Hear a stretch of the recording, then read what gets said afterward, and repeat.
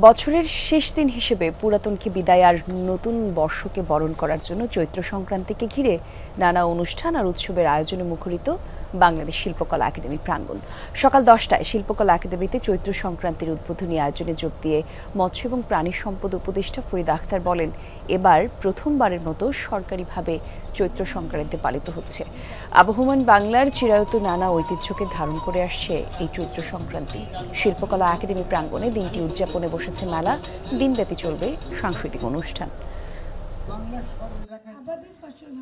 সেখানে পুরুষদের ভূমিকা অনেক বেশি থাকে, কারণ নয় কৃষির মাধ্যমে আমরা যে নতুন বাংলাদেশ পেয়েছি সেটাতে যেন শুধু বিল্ডিং আর গাড়ি করাটাই উন্নয়নের মূল সংজ্ঞা না হয়।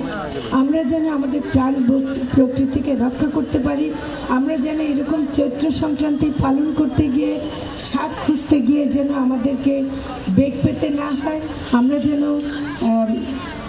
আহ্লানে পালানে আমাদের স্বাদ পেতে পারি।